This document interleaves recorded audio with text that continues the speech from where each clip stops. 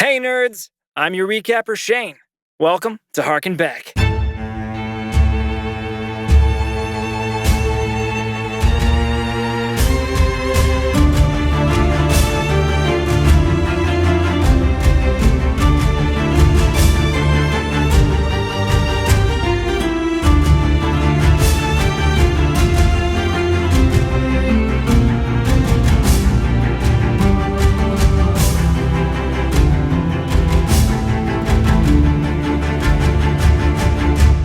Drenched in blood and full of internal conflict as they were, our heroes stood triumphant over a now headless Captain Vossen, for the first time winning the affection of a royal, the Queen of Ondale. I owe you all my life. Ondale owes you a great debt. Thank you.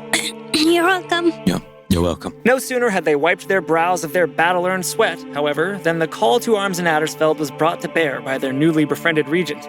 Despite their haste, certain issues remained to be addressed before their departure. The fruition of a long percolating yearning betwixt Kellic and Thessaly. I really hope that whatever happened today doesn't rescind what you said earlier, but if it does, I will understand. Yes, these are acts I find egregious, upsetting. Some of it is necessary, and even that bothers me. I know that there's this creature that you made to survive, but I see the person who tears up when she sees her brother's cottage. I'm in love with that person. I need you to understand. You're absolutely right. I did create. I did become someone else. And I don't want to have to be someone in your life that you have to constantly forgive. And I don't want you to seek my forgiveness for who you are. It's a bloody and violent world we live in. These are things that I have to make peace with as well. I don't want to do that alone. Maybe when we deal with the Order of the Red Wolf and we put this war to rest, well, we could find somewhere nice. I'm pretty handy with tools. I could build us a house somewhere and, well, it's just a thought. I would like to plant a garden somewhere. I think I might need a house and a fence and a few things to do that. You've been very generous to me, Thessaly. As a friend, I feel I've taken much of your kindness. But to be true, I feel such greed. I'm audacious for you. Have I not been clear? No, you have. I just... All right. Bloody kiss me. Okay. The pettifogging litigation of Flynn's relative failure to fulfill his end of the contract with the Lord of Shadehold. You said let her die? Yes. Was that not clear? Didn't stop anything from happening. So, did you want me to kill her? Or just let her die? Because I took that as like, if she's dying, don't help. But I was on like the other side of the room. So like... I will endeavor to be more clear in my instructions. I do, however, impress upon you the importance of our plans. The renewal of Thessaly's oath to Fenra, with one critical asterisk. You know of the usurpers, the betrayal of me and my brothers and sisters. I would have you walk a new path. I would have you pursue the end of the war that drains me and my kin of our power with each day that passes. I would have you be my sword and shield to aid me in carrying out our vengeance and restore the world to balance as it has stood for millennia. Fight the greater evil. Can I ask a question? Yes. If I do that, is there a point where I get to set down my swords and pass the torch to somebody else? Or is that too much to ask? All warriors need an end. How and the why, that will be your choosing. And the sudden demise of Nasaid Kalb, leader of the Steamstride Wardens. Like slumped in his chair, you see that the former commander of the Steamstride Wardens is dead. You see a piece of paper with a quill laid across it. As I pen this final note, the weight of my actions, both seen and unseen, lies heavily upon my soul. I have walked a path shrouded in darkness, one that led me from the light of honor and duty I once held dear. The choices I made, and then there's a comma. It says, though they, and that's like done in like a weird scrawling hand that's different from the rest of the note. And then it's scratched out. Have cast a long shadow over the legacy I hope to leave behind. Kellic, there's no way. Like, though the choices, though they were not my own. Though they were forced on me?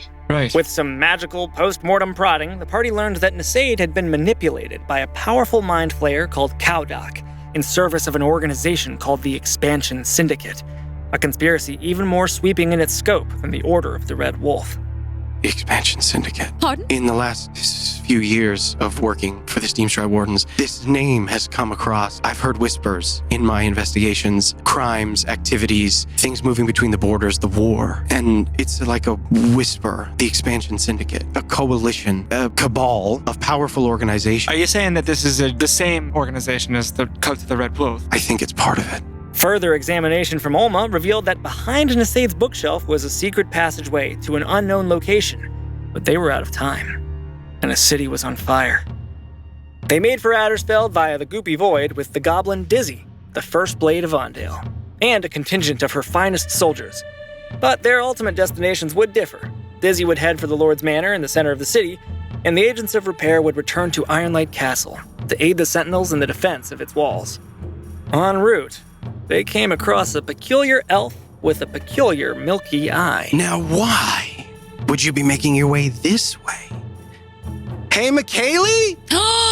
Could you join us at the table, Wait, please? what? How did I get in here? Wait, Where were you trying to get? The Ironlight Castle. All right, let's keep going that. That's Well- where we're going. All right. Right. Let's go. Yeah. That's where we're going. Sorry. Yeah. You are? Oh, hi. Hi, I'm Birdie. Hey, we can Hi, do this Birdie. on I the know, move. but I'd like to know what to shout when I'm telling them to dodge a wyvern We're moving. fireball. We're moving. As we're moving. Yes, that's walking. That's walking. Okay, you work. Yeah. The rest of you respond to that. All right, I'm Flynn. With Birdie's help, they defended the gates from a band of mercenaries and escorted a refugee family to safety behind the walls of the castle. A bittersweet reunion awaited Flynn as he found himself once more among his graduating class. Everybody's around the table, all of your classmates. You got Evelyn. Pierre has returned at this point. What do you guys want to do? Zorkal addresses you. Do you want us to take the wyverns? Do you think you can? Of course, Flynn. They all kind of look to you and, Flynn, if that is what you want us to do, then that is what shall be done. Pierre, you never listened to me during training. None of you did. What's changed? You did, Flynn. Captain Unkar Jor explained the array of threats facing them. Wyvern firebombers, General Iregloom's camp to the south, and to the east, the potential staging ground for the mysterious weapon that had breached Addersfeld's mighty walls. They delegated the tasks. Zorkal and the rest of the Sentinels would apply their monster hunting skills to the wyverns, and the Agents of Repair would secure and disarm the weapon. The enemy general would have to wait. Conveniently, and not at all suspiciously, Birdie had pertinent intel on the location of what they'd soon find out were arcane explosives, a combination of technology and magic with unprecedented results. In a stroke of brilliance, Olma cast Seeming to disguise the agents as the Fatal Reserve, and the illusion-clad adventurers strode right through the front gates of Darham Keep. And what brings the Fatal Reserve to my neck of the woods? I thought you were to the north. We're busy people. When we get a job done, we get a new job. We. Well, I'm speaking for them. What's going on, Fane? Not like you to let others speak for you. We're here to resupply you. Make a performance check for me. Oh. I'll say an advantage because of the disguise. Fuck, yes. That's a natural 20.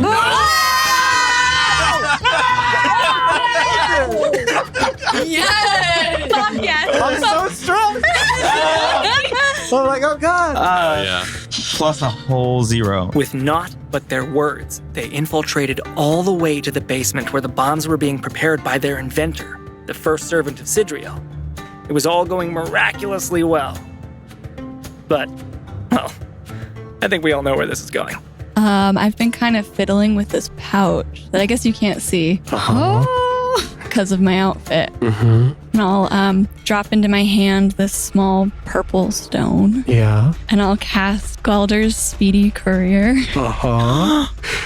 And as a gust of wind comes in front of me, there's a small air elemental with a box. I'm gonna pick up the bomb in front of me and put it in the box. And I will say, with a quick glance over, send it to Geoxot. Chaos broke out, and the crew of the first servant would sooner detonate the bombs than let them fall into enemy hands.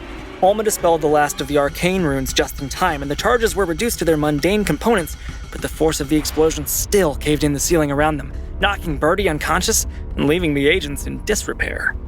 Stirring from her stupor, but steeped in stains of dead long gone, Birdie experienced a vision. A crack in the weave of Elbor. What is that? We don't know. We've never seen it before. The barriers weaken. Soon now. And then it raises a hand and points, and you see in the distance, through the blurred lines of the buildings and the shapes around you, a jagged, red, glowing tear open, and darkness roils around it. Something's coming. They're coming.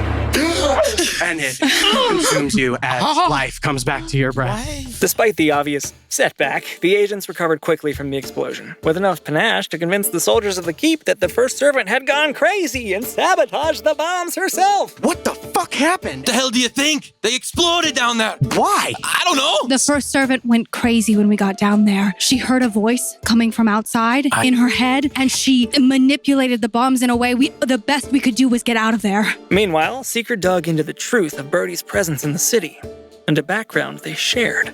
What organization exactly are we talking about here? The Cronley crew. If I remember, Giac was part of the Hadi family. How much were they paying you? It's not like, you don't really put like a number on it. You kind of just like do it, and then at the end, depending on like how good. Okay. Yep. Yeah. You don't know how much you were paid No, to deliver a weapon of mass destruction to somebody somewhere. It's a little different. Are you from Gamble, dear? Mm-hmm. Yes. No way. I've heard of you. You're the only one who got away. I'm probably not the only one, but No, you're the only one. I'm kind of special, yes. How? That's a story to tell, but it's not the most important part right now. What I could use your help with, what we could use your help with, is trying to track Giac. No, are you crazy? Are you insane? Well, She's a psychopath. Yeah, what? You want me to go against her directly and against the entire crew? I could pay you, and I could help you get out. I mean, what would you want me to do? Overtaking the fortress from within, the mostly triumphant agents of Repair and an ensnared Birdie returned to Iron Lake Castle.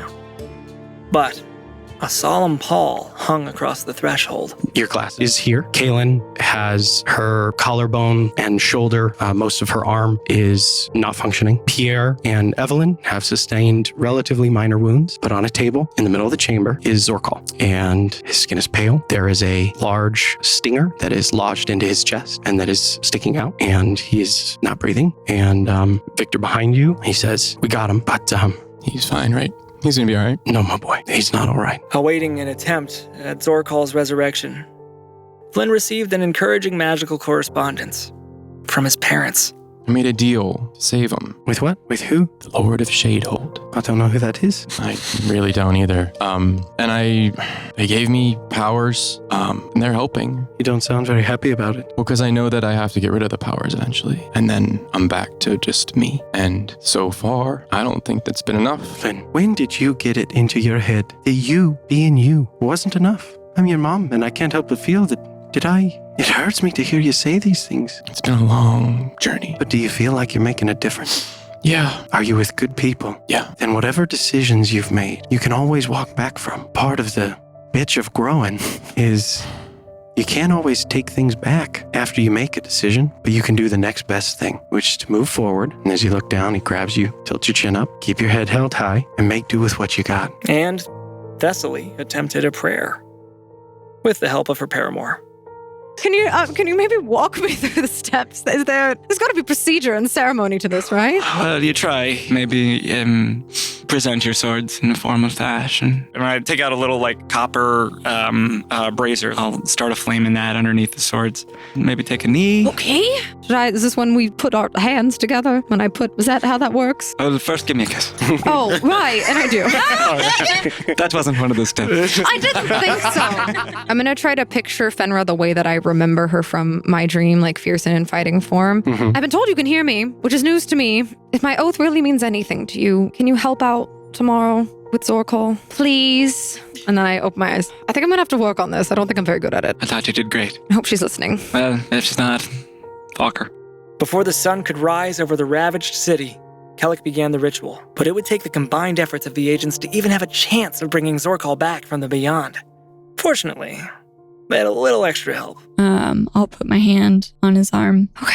and I'll shift that focus into that milky white eye as it starts to swirl a little and I start to blur my vision.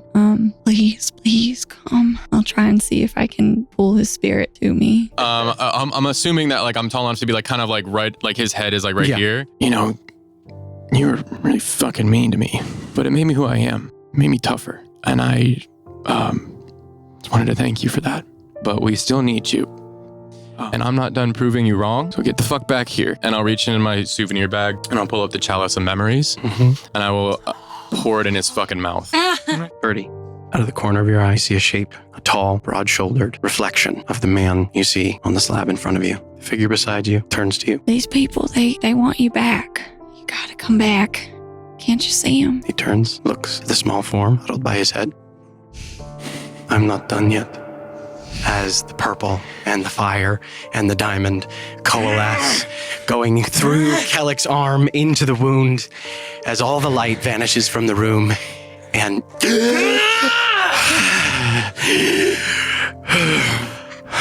hello, Flynn. And I'll just give him a big fucking hug. Obscured by the revelry of a successful healing ritual, Birdie made herself scarce, slinking off once more into the streets of her city of ruins. Despite the joy of their recent victories, cataclysmic threats hang in the sky above, peering down furtively over the shoulders of our heroes. The bomb in the wind, the crack in the weave, the Kaldurian general soon to make her move within the city, and somewhere in the background of it all, the expansion syndicate, ever growing. Can our heroes close a gap in the weave without a threshold key? Can they save Addersfeld from the throes of the ongoing war? And what of the absent Lich, Corvin Amberstone? When will his desiccated hand make its grab for power over the world of Elbor? Find out next time on Venture Forth.